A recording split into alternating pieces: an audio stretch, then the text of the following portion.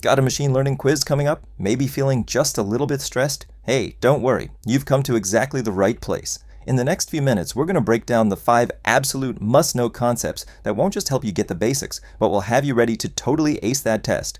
Okay, you ready? Let's dive in.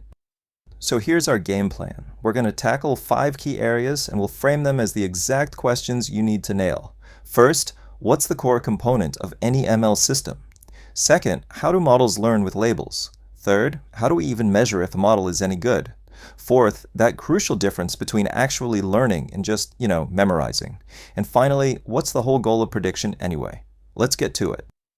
All right, question number 1.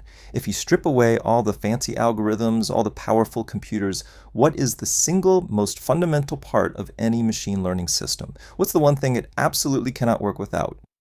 The answer, in one word, is data. It's not an exaggeration to call it the lifeblood of machine learning. Seriously, think of data as the textbook that the algorithm studies from. It doesn't matter if it's numbers, categories like cat or dog, or even messy stuff like images and text. Data is the raw material. It's the foundation for everything. You've probably heard this old saying from computer science, garbage in, garbage out. Well, in machine learning, it's more true than ever. It's a really simple but powerful idea. The quality of your data sets an absolute ceiling on how good your model can ever be. If you feed an algorithm junk data, you're going to get a junk model back. It really is that simple. So the main takeaway here is that data is always the starting line. The whole machine learning process kind of mirrors the scientific method, right? We start with an observation of the world, that's our data. From that, we build a model to make inferences and spot patterns. And then we use that model to make predictions about the future. But it all starts with data. Okay, on to our second question. This one builds on the first. We know models learn from data, but how exactly do they learn?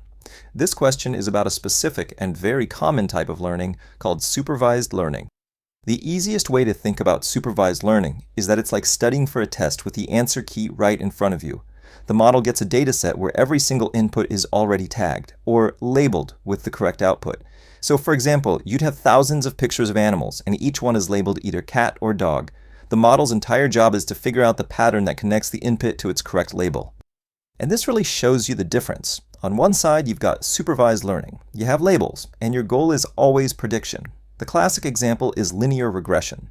You use labeled data, like a house's size and its known selling price, to predict the price of a new house. On the other side, you've got unsupervised learning. No labels at all.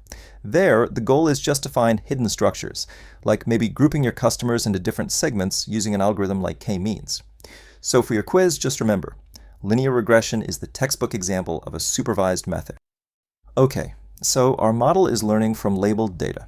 Great, but how do we know if it's doing a good job? How do we measure its performance? And more importantly, help it get better? Well, that brings us right to our third question. This is the job of something called an objective function. You'll also hear it called a loss function. They mean the same thing. Just think of it as the model's teacher, grading every single prediction it makes. It calculates a score, we call it the error or loss, that shows just how far off the model's guess was from the actual right answer. And the entire goal of training a model is to make that error score as tiny as possible. Now you might see some math that looks like this.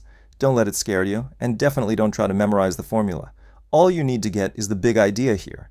Training is basically one giant optimization problem. The algorithm is like a machine that is constantly turning thousands or even millions of little knobs. Those are the model's parameters. It turns them again and again and again, each time trying to find that perfect combination that makes the total error, the total number of mistakes, as small as it can possibly be. Now, for question 4, this one really gets to the heart of what learning actually means for a machine. In learning theory, you'll sometimes hear about 2 types of knowledge, declarative and imperative. Your quiz might throw these terms at you, so let's break down what they mean in the world of machine learning. So the ultimate goal is what we call declarative knowledge. This means the model truly understands the underlying patterns in the data. This allows it to generalize and do a great job on new data it's never seen before. Think of it like a student who actually gets the concepts. The opposite of that is imperative knowledge, which is really just memorization. In machine learning, we call this overfitting. This is the student who just memorizes the answers for the practice test.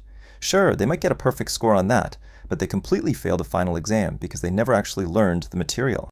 And here's why this is so important. A model that only memorizes is completely useless in the real world. We build these things to make predictions on new, live data. Generalization is the proof of real learning, and it is the single most important way we measure if a model is actually successful after we're done training it. And that brings us to our final question, which beautifully ties everything we've just talked about together. So, we've got data with labels, and our big goal is to make predictions on new data. What do we call this whole process? And the answer is supervised learning. Surprise! It's the same core idea we talked about earlier, but now we're seeing it in action. We use that labeled data during training to learn the rules of the game. Then, once the model is trained, we can apply those rules to brand new data it's never seen before to predict the outcomes. This simple workflow shows you exactly how it plays out. First, step 1 is training. The model learns from data we've already labeled, like a bunch of emails you've marked as spam. Then, step 2 is evaluation. We test it on a different set of emails to make sure it can generalize and didn't just memorize. Finally, step 3, prediction. Once we're confident it works, we let it loose on the real world where it can predict whether brand new emails are spam or not. Okay, you did it. You've made it through the 5 core concepts.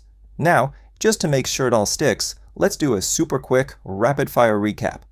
Think of this next slide as your personal cheat sheet for the quiz.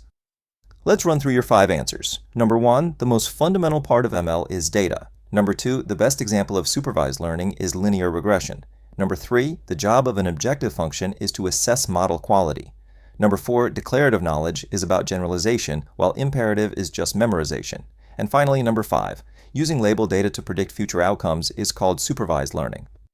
And that is it. You now have the 5 key ideas you need. You've seen the questions, you know the answers, and you understand the why behind them. You are totally ready for this. Now go ace that quiz!